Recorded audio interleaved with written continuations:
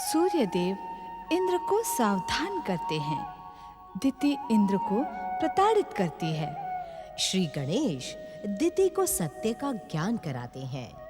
देवांतक और नरांतक भगवान शिव का वरदान प्राप्त करते हैं। शुक्राचार्य दिति को शिवाराधना का परामर्श देते हैं। दैत्य गुरु शुक्राचार्य दैत्य के सच्चे हित चिंतक हैं। दैत्य जाति का उत्कर्ष और कल्याण यही मेरे जीवन का एकमात्र उद्देश्य है। अपने हित चिंतन का परिणाम देख लो शुक्राचार्य। अनेक युगों तक शिव की लंबी तपस्या करने के पश्चात भी देवांतक और नरांतक को इतने साधारण वरदान प्राप्त हुए, जिनकी इन दोनों वीर पातालवासी असुरों को आवश्यकता भी नहीं थी। ये वरदान तो मेरी कृपा से भी इन्हें प्राप्त हो सकते थे। दैत्य माता सत्य कह रही है दैत्य गुरु।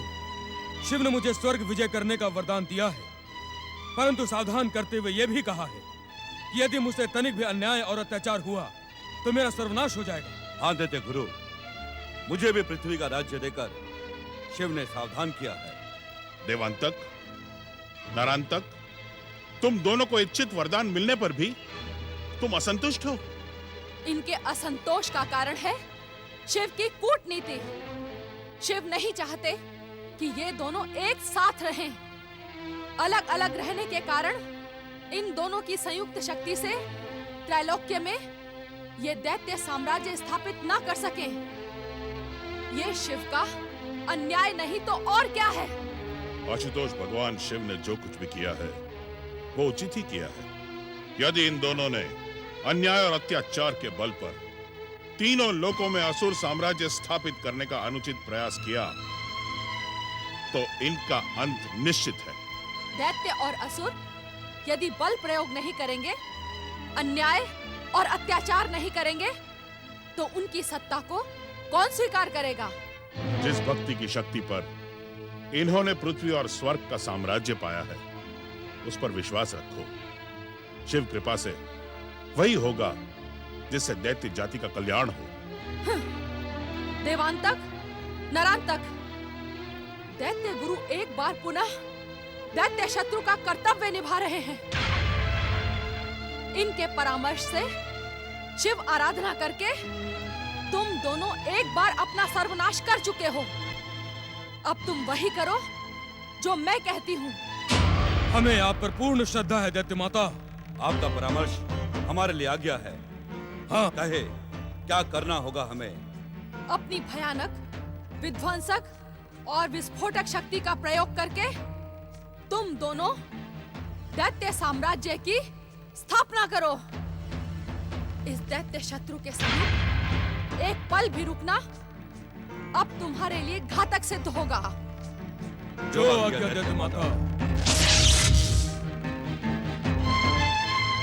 दैत्यों के आराध्य भगवान शिव ने अपने वरदान से श्री महागणेश के अवतारों के हाथों इनकी मृत्यु को टाला था, परंतु आपके अभिमान के कारण इनकी मृत्यु कितनी निकट आ गई है। पश्चाताप के अश्रु बहाने के अतिरिक्त अब तुम्हारे पास कुछ भी शेष नहीं है शुक्राचार्य।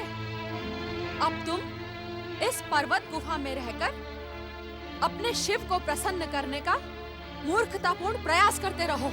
शिव शिव शिव शिव शिव शिव शिव भक्ति और शिव आराधना का रहस्य और परम आनंद आप क्या समझेगी दैत्य माता?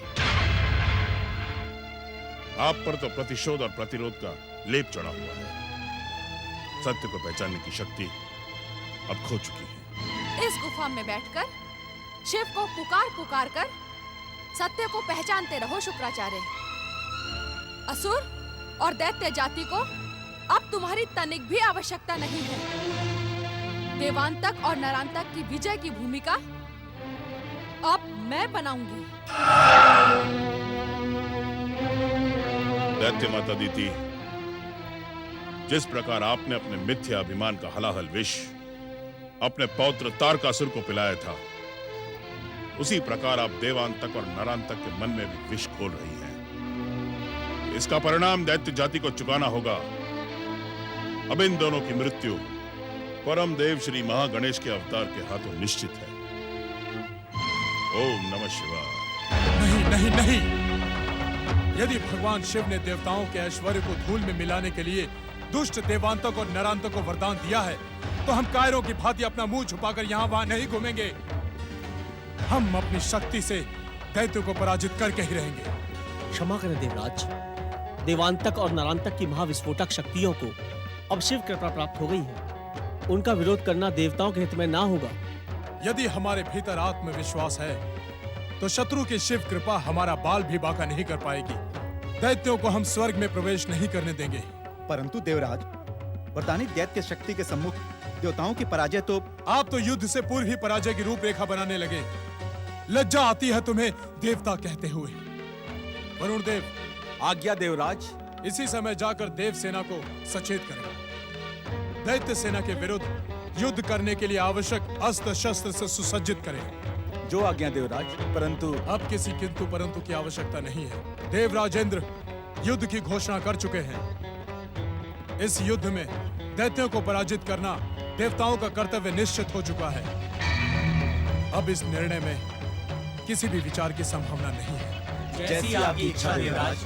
वरदानी दैत्यों के विरुद्ध यह युद्ध हमें अपनी शक्ति, अपनी युक्ति से किसी भी प्रकार से विजय करना है, जिससे भविष्य में स्वर्ग साम्राज्य वरदान में देने की परंपरा ही समाप्त हो। अग्निदेव, आज्ञा देवराज। आप इस देवासुर संग्राम के लिए देवगुरु बृहस्पति से परामर्श और सहायता प्राप्त करें। आप देवगुरु को संदेश दें कि वे अपनी भक्ति की शक्ति से देवताओं को अपराजित बना दें। पवन देव, आज्ञा देवराज। आप गंधर्वों, किन्नरों, विद्याधरों के साथ साथ ग्रहों, लोकपाल और दिक्पालों को यह संदेश दें कि वो अपनी पूरी शक्ति और सेना के साथ देवताओं का साथ दें। जो आज्ञा देवराज। जाएं और इसी समय युद्ध का बिगुल बजाएं और बिगुल के स्वर कैलाश तक अवश्य पहुंचने चाहिए। जाएं।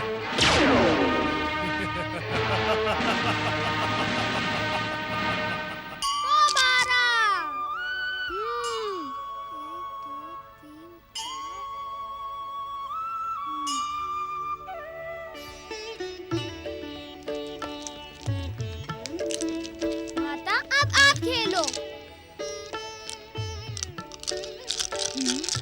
पौ 12।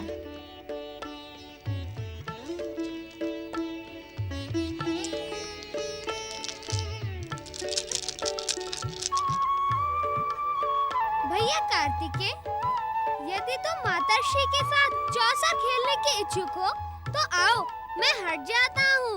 नहीं गणपति, मैं खेल में तुम जैसा चतुर नहीं हूँ। मैं माताश्री से पराजित हो जाऊंगा। पुत्र कार्तिकेय, माता से पराजित होने में कैसा भय? यदि मन हो तो आओ, खेलो। नहीं माताश्री, आपसे पराजित होने का कोई भय नहीं है। भय तो इस गजानन के परिहास का है। ये ना तो किसी से पराजित होता है, अपनी पराजय को निकट देखकर दिव्य शक्तियों का प्रयोग करने लगता है और दूसरों की पराजय के समय व्यंग करने का अवसर कदापि नहीं चूकता। ऐसी बात है तो मैं गजानन को कक्ष के बाहर भेज देती हूँ। नहीं नहीं माताश्री, इसकी आवश्यकता नहीं है। आपका और गणपति का खेल देखने में जो आनंद आ रहा है वो खेलने में नहीं आएगा। तुम धन्य हो कार्तिकेय, तुम्हारी यही प्रतिभा तुम्हें एक दिन संसार के सर्वोच्च शिखर पर पहुंचा देगी। कौन सी प्रतिभा माता?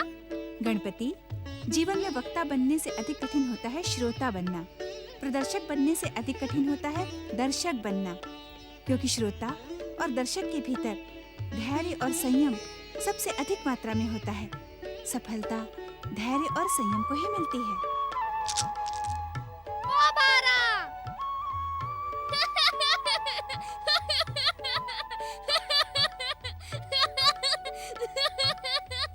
माता, आपका ध्यान खेल से अधिक बातों में था, इसीलिए आपको पराजय का मुख देखना पड़ा। ये उचित नहीं गजानन, तुमने मेरी असावधानी का लाभ उठाकर मुझे पराजित किया है। मैं पराजित नहीं हुई हूँ। माता और पुत्र के मध्य चौसर खेली जा रही है। देखिए स्वामी, चतुर गणेश ने अपने छल से मुझे चौसर में फिर से पराजित कर दिया। प्रणाम पिताश्री। चलो बड़े भैया, पिताश्री और माताश्री को चौसर का खेल खेलने दो। पिताश्री के सामने हमें माताश्री के साथ चौसर खेलने का कोई अधिकार नहीं है। माताश्री, यदि आप खेल में हार स्वीकार करना नहीं चाहती, तो मैं हार को आपका प्रसाद समझकर स्वीकार कर लेता हूँ। अब आप अपने इस वाचाल पुत्र को क्षमा कर दें। देखा पार्वती, पुत्र हो तो गजानन जैसा, ये अपनी माता को पराजित होते हुए भी नहीं देखना चाहता, जबकि पराजित भी इसने स्वयं ही किया है। नहीं पिताश्री, मेरे बड़े भैया के होते हुए मुझे अपनी प्रशंसा स्वीकार नहीं है। कहिए, पुत्र हो तो कुमार कार्तिकेय जैसा, जो अपनी माता के साथ खेलना ही नहीं चाहता, तो इसमें हारने और जीतने का प्रश्न ही नहीं उठता। देवी पार्वती, हमारे गजानन की बात का कोई उत्तर है तुम्हारे पास? गणपति, तुम वाचाल और चतुर होने के साथ साथ नटखट भी हो गए हो। स्वामी, हमारे लंबे समय के पश्चात हिमाचल से कैलाश लौटते ही आप अचानक कहाँ दृश्य हो गए थे? पिताश्री, क्या आपको हमारा कैलाश आना अच्छा नहीं लगा? पिताश्री, आपने ही तो माताश्री को बुलाने के लिए नंदी महाराज को भेजा था। फिर हम सब के आने पर आप अदृश्य क्यों हो गए? हमारे दो आराधकों की पुकार भी तुम सब ने अवश्य सुनी होगी। उस समय उनकी तपस्या को वरदान देना आवश्यक था। पिताश्री, वे आराधक कौन हैं? और उन्हें आपने क्या वरदान दिया? पाताल लोक से दैत्य गुरु शुक्राचार्य की पुकार पर आए दो दैत्य देवांतक और नरांतक थे। पिताश्री, आपने देवांतक और नरांतक को वरदान दे दिया? तब तो वे निश्चित ही देवों और नरों का अंत करेंगे। उनके अत्याचार से सारे संसार में हाहाकार मच जाएगा। कुमार, गजानन, तुम दोनों चिंता न करो। महादेव दैत्यों के अंत का उपाय उन्हें वरदान देने से पहले ही निश्चित कर देते हैं। पिताश्री, आप जिसका अंत पहले से ही निश्चित कर लेते हैं, उसे वरदान ही क्यों देते हैं? कुमार, तपस्वी को वरदान देना ना एक परंपरा है, अपितु विधि का निश्चित विधान है। यदि तपस्वी को उसकी तपस्या का प्रतिफल ना मिले, तो जप तप की परंपरा समाप्त हो जाएगी। क्षमा करें पिताश्री, बड़े भैया का प्रश्न कुछ और था। जिसका अंत पहले से ही निश्चित हो, उसे वरदान क्यों दिया जाए, यही पूछा था ना बड़े भैया? पुत्रों, दुष्ट दैत्यों को तपस्या का प्रतिफल और वरदान देने के पीछे एक परम पावन भावना होती है। अपने आराध्य से वरदान की कृपा पाकर उसकी भक्ति दृढ़ हो जाए, दुष्कर्मों को छोड़कर वो सत्कर्मों की ओर प्रवृत्त हो। परंतु प्रायः ऐसा होता नहीं। इसीलिए दैत्यों को वरदान देने से पूर्व उनके अंत का निर्णय निश्चित कर दिया जाता है। पिताश्री, आपने दुष्ट देवांतक और नरांतक के अंत का क्या उपाय निश्चित किया? उन दोनों का वध कौन करेगा पिताश्री? श्री महागणेश के अवतार के हाथों अत्याचारी देवांतक और नरांतक का अंत होगा। वही उस अवतार का प्रमुख उद्देश्य है। अब तुम दोनों अपनी बातों को विराम दो और हमें चौसर खेलने दो। अवश्य पिताश्री। चलो भैया, हम लोग भी बाहर चलकर किसी खेल का प्रबंध करते हैं।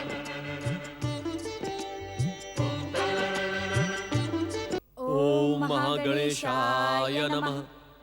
ओम परम देवाय नमः।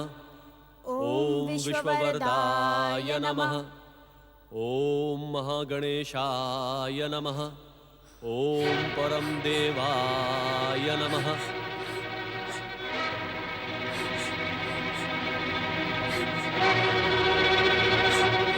क्या हुआ देवी अदिति? स्वामी, कितने निष्ठुर है परमदेव श्री महागणेश।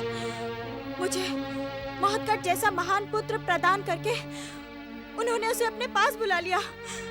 ये आप क्या कह रही हैं देवी अदिति? शांत हो आप। अब मैं शांत नहीं रह सकती स्वामी। महत्कट के बिना मैं एक पल भी जीवित नहीं रहना चाहती। मैं इसी समय इस पर्वत शिखर से छलांग लगाकर अपने जीवन का त्याग कर दूंगी। देवी अदिति, आप तो धैर्य की माता हैं। परम देव श्री महागणेश की दयालुता पर संदेह न करें। ये अवश्य ही उनकी कोई लीला होगी। नहीं स्वामी, यदि परमदेव की ये लीला होती तो अखंड आराधना से प्रसन्न होकर वे अवश्य ही हमें अपनी लीला का संकेत देते। ऐसा भी तो हो सकता है देवी कि वे हमारे धैर्य की परीक्षा लेने के लिए ऐसा कर रहे हो। नहीं स्वामी, परमदेव श्री महागणेश की भक्तिन के रूप में मुझे उनकी हर परीक्षा स्वीकार है, परंतु मोहतकट की माँ के रूप में मुझे कोई परीक्षा स्वीकार नहीं। यदि मेरे मातृत्व में त्रुटि है, यदि मेरा मातृत्व लांछित है, तो मेरा पुत्र लौट कर ना आए। धैर्य धारण करें देवी अदिति। अपनी अधीरता और व्यग्रता को छोड़कर सच्चे मन से परमदेव श्री महागणेश से प्रार्थना करें। वे अवश्य हमारी प्रार्थना स्वीकार कर लेंगे देवी अदिति। नहीं स्वामी, अब मैं एक क्षण भी प्रतीक्षा नहीं करूंगी। अब परमदेव श्री महागणेश को इस बात का निर्णय करना ही होगा कि मेरी भक्ति सच्ची है अथवा नहीं, मेरा मातृत्व श्रेष्ठ है अथवा नहीं। देवी अदिति, स्वामी, मैं प्राणायाम द्वारा अपने श्वास को रोक लूंगी। मेरी साधना तक यदि मोहतकट लौट कर नहीं आया तो मैं अपनी कुंडलिनी जागृत करके अपने प्राण त्याग दूंगी। देवी अदिति, देवी अदिति, मैं आपको भक्ति योग से हठ योग की ओर जाने नहीं दूंगा। देवी अदिति, देवी अदिति, मेरी बात सुनिए। देवी अदिति, हे परमदेव श्री महागणेश, हे विश्व को वरदान देने वाले परमदेव, यदि एक क्षण के लिए भी मैंने आपकी सच्ची भक्ति की है तो हमारी रक्षा करे प्रभु, हमारी रक्षा करे प्रभु, हम पर कृपा करे परमदेव। हे क्षमा निधान, हमको क्षमा करे।